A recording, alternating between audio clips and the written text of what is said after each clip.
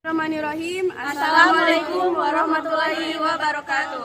Selamat pagi, kami dari kelompok Siklus Krebs. Saya sendiri Anisya sebagai moderator dan anggota kelompok saya yang pertama ada Sulistiawati, Sartika Dewi, Misriaci, Angel Dika, saya sebagai perekam. Pertama-tama kami sekelompok mengucapkan banyak terima kasih kepada guru pembimbing kami yaitu Bu Haja Fatimah Sang, Abu Masih, SPD, MPD.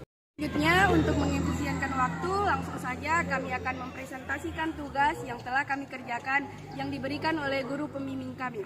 Berikut untuk pengertian siklus Krebs akan dijelaskan oleh saya sendiri. Siklus Krebs merupakan bagian dari respirasi aerob yang di dalamnya terdapat beberapa proses yang cukup kompleks.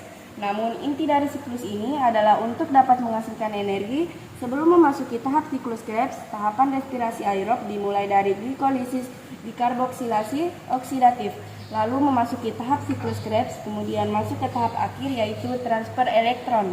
Dari pengertian tersebut, selanjutnya saya akan menjelaskan apa itu skema siklus Krebs. Skema merupakan sebuah rancangan di mana terdapat beberapa bagian yang lengkap. Berikut ini adalah bagian siklus Krebs secara lengkap.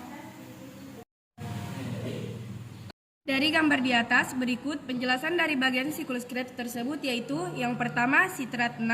Atom karbon merupakan gabungan dari oksaloasetat yang terdiri dari molekul 4. Atom karbon dengan asetil COA2 atom karbo.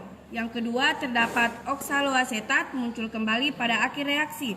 Dan yang ketiga asetil COA menjadi CO2 atau molekul karbon dioksida. Berikut sebenarnya proses Krebs sendiri terdapat dua proses, yaitu yang pertama proses dekarboksilasi oksidatif dan yang kedua proses siklus Krebs. Kembali ke proses pertama, kita bisa sama-sama melihat gambar tersebut.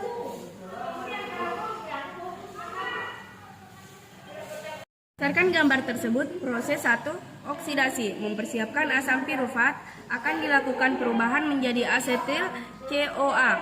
Asam pirufat itu sendiri merupakan hasil dari glikolisis. Rincian proses oksidasi akan dijelaskan sebagai berikut. Yang pertama, karbosilat atau minus COO terlepas dari asam pirufat menjadi CO2+. 2. Atom karbon berubah bentuk menjadi atom karbon berubah bentuk menjadi CH2COO-. Kelebihan pada elektron molekul NAD+ berubah menjadi NADH. 2 atom tersebut akan berubah menjadi asetat. Dan yang terakhir, COA atau koenzim A terikat dengan asetat menjadi asetik koenzim A atau asetil COA. Jadi, hasil dari proses pertama berupa molekul asetil adalah COA, NADH, dan juga CO2. Yang kedua ada proses siklus Krebs. Perhatikan gambar proses kedua siklus Krebs di bawah ini. Dari gambar yang kita lihat di atas, rantai reaksi pada siklus ini terjadi secara berulang-ulang dan terus-menerus melalui 8 tahap. Reaksi dari setiap tahapan siklus Krebs tersebut akan dibahas dalam paragraf berikutnya. Berikutnya ada tahapan siklus Krebs. Seperti pada penjelasan dari bagian siklus sebelumnya, asetil COA merupakan substrat utama dalam sebuah proses siklus Krebs. Yang pertama, dan digabung dengan oksaloasetat. Kemudian menghasilkan sitrat. Maka dari itu, siklus ini juga disebut dengan siklus asam sitrat. Ada tahap 1, yaitu pembentukan sitrat. Tahapan pertama adalah pembentukan sitrat 6C dari gabungan molekul asetil COA 2C dengan oksaloasetat 4C. Bentukannya dibantu dengan enzim asam sitrat sintase. Di atas merupakan tahapan pertama dari pembentukan sitrat, yaitu reaksi dimulai dengan pembuangan proton dari golongan CH3 yang berada di asetil COA. Kedua, terjadi perubahan bentuk CH2-, yaitu muatan negatif. Ketiga, kemudian gugus berikatan dengan karbon karbonil atau C sama dengan O dari oksaloasetat. Yang terakhir yaitu proses COA hilang melalui hidrolis. Nah, hilangnya proses CoA tersebut dapat membuat reaksi kuat menuju ke arah kanan seperti pada gambar tahap 1 tersebut. Proses perubahan yang terbantu oleh enzim akonitasi ini akan menjadi reaksi untuk menuju ke tahapan siklus asam sitrat selanjutnya. Enzim akonitase itu sendiri memiliki kandungan Fe2+. Tahap 3 isositrat dehidrogenase, sebuah proses oksidasi yang pertama kali dalam siklus Krebs adalah tahapan isositrat dehidrogenase. Tahapan tersebut tergambar seperti di bawah ini.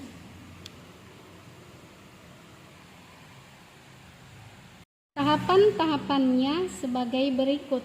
Pertama, perubahan grup karbonil terjadi karena atom karbon yang membawa gugus hidrosil dari tahap 2. Yang kedua, molekul yang berkaitan dengan enzim akan melepaskan CO2.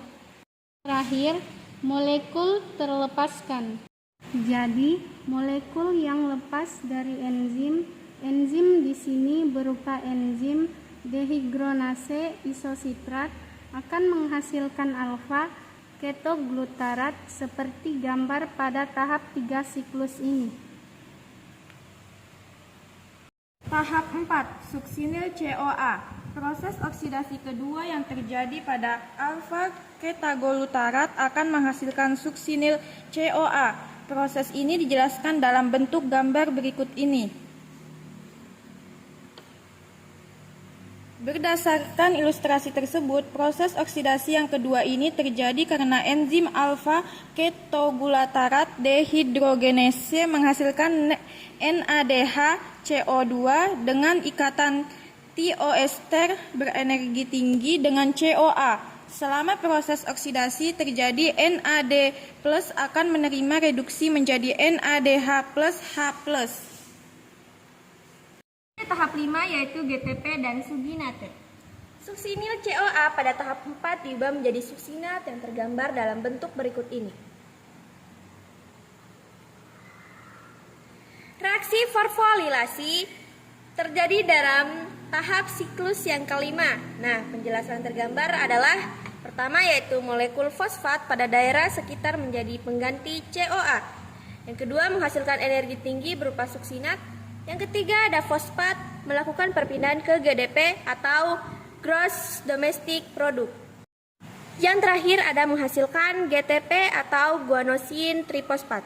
Sedangkan pada tumbuh-tumbuhan serta bakteri akan menerima fosfat ADP yang akan menghasilkan ATP. Fumarat, suksinat dari proses atau tahapan siklus sebelumnya teroksidasi menjadi fumarat. Tahapan tersebut tergambar pada gambar berikut. Dari gambar di atas terdapat dua keterangan, yaitu tahapan FAD atau flavin adenin dinukleotid menghilangkan dua atom hidrogen dari suksinat. Yang kedua adalah menghasilkan FADH2. Enzim suksinat merupakan satu kompleks enzim dari bagian sistem rantai transport elektron atau reduksi. Ini ada tahap 7 yaitu proses hidrasi. Tahapan ketujuh merupakan sebuah proses hidrasi adalah sebagai berikut. Proses yang tergambar dari tahap 7 tersebut yaitu terjadi penambahan atom hidrogen dalam ikatan ganda karbon atau C sama dengan C pada fumarat. Kedua, menghasilkan malat.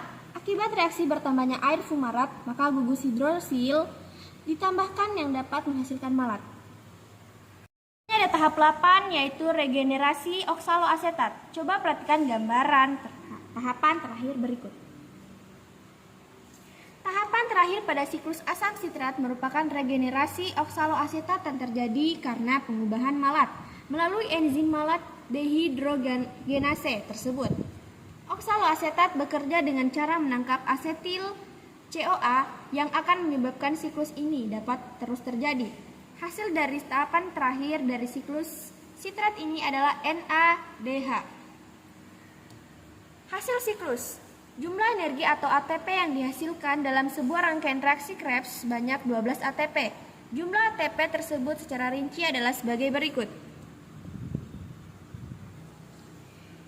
3 NADH sama dengan 9 ATP.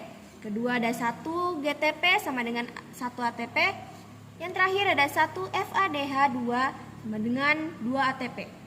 Selain jumlah energi sebanyak 12 ATP, berdasarkan gambar di atas, siklus tersebut juga melepas 2 CO2. Nah, hasil siklus tersitrat dari tahap-tahapan di atas dapat diambil kesimpulan bahwa siklus tersebut memiliki tujuan dalam melakukan perubahan pada asetil CoA dan juga H2O dirubah menjadi CO2. Kemudian hasil energinya berupa NADH, FADH, dan juga GTP serta ATP.